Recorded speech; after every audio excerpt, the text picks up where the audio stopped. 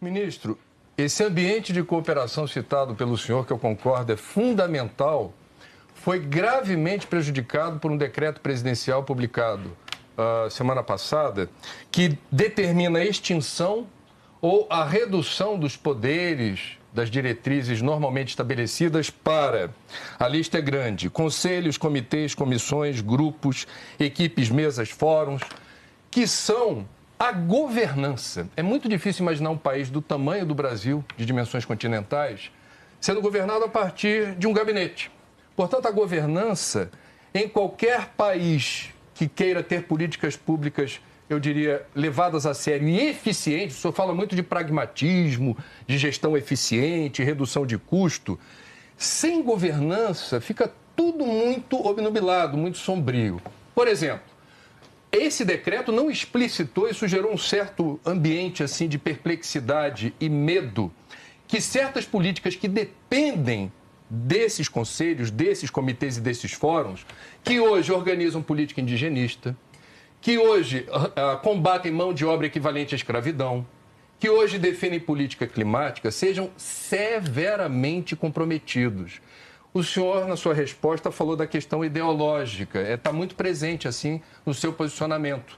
Não é possível fazer gestão ambiental desideologizando o debate e aceitando nos conselhos, nos fóruns. A ideia é controversa porque nenhum de nós, ministro, é dono da razão absoluta ou de uma verdade inquestionável. Na democracia, as ideias controversas não prejudicam o governo, enriquecem o debate e a adoção das políticas. Eu queria saber a opinião do senhor a respeito desse decreto. Qual será o destino dessas ações que hoje dependem de governança no Brasil? Bom, em primeiro lugar, agradeço o seu comentário. Fico contente de você finalmente reconhecer que não há verdade absoluta, que ninguém é dono da verdade absoluta. Agradeço se puder usar a partir de agora nos seus comentários essa filosofia. Mas, de qualquer forma, a nossa questão com os conselhos é que muitos deles estão realmente aparelhados por grupos e entidades de pouquíssima representação.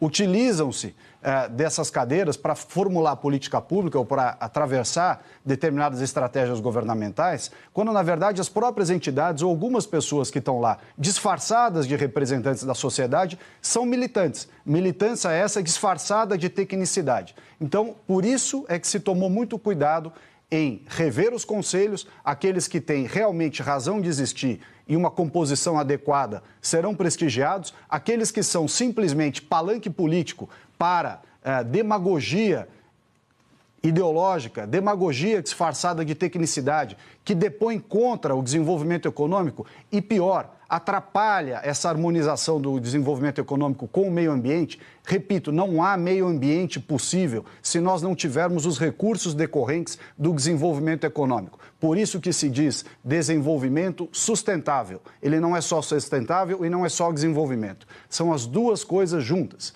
E não é esse tipo de embate entre o meio ambiente e o desenvolvimento que vai gerar o melhor desenvolvimento e nem melhor proteção ao meio ambiente. É preciso que haja conjunto. Nós estamos trabalhando para que este conjunto seja equilibrado, que ele não seja pautado por certas pautas ou por certas questões que estes grupos, nos quais até agora venham compondo os conselhos, vinham pautando a política pública.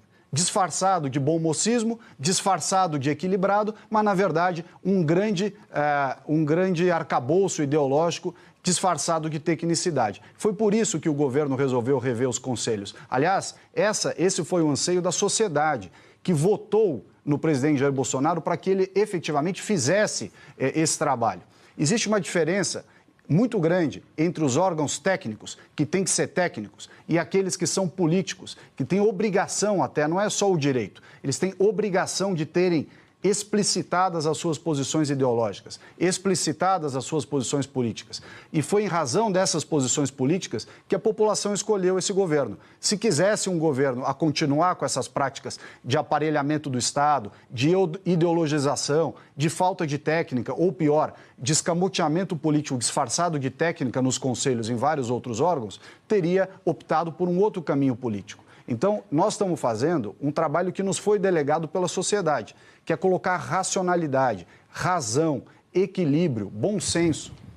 A a defesa do meio ambiente, ela tem que ter, efetivamente, a participação do setor privado. E o setor privado não pode descuidar do meio ambiente. Essa é uma preocupação nossa permanente. E é isso que, para isso, inclusive, que eu estou trabalhando todos os dias, viajando o Brasil inteiro, indo conhecer em loco. Aliás, eu tenho ido conhecer, inclusive, a destruição que a esquerda fez da máquina pública, os órgãos do ICMBio completamente destruídos, completamente largados. Isso é uma pena, porque foi dessa forma que nós recebemos a máquina pública, até então gerida por aqueles que se dizem detentores e monopolistas da verdade e da virtude. Então, realmente, este é o momento de colocar razoabilidade. E para voltar no tema da fiscalização do IBAMA, o que nós estamos fazendo aqui é exatamente isso. Observar o devido processo legal, as garantias ao contraditório, ampla defesa, naquilo em que houver culpa do autuado, ele será duramente punido e naquilo que houver excesso, se houver excesso, porque isso nós estamos apurando, se houver excesso, ele também vai ser punido. A situação tem que ser igual para todos, para o agente privado que comete o crime e para o agente público no exercício do poder de polícia.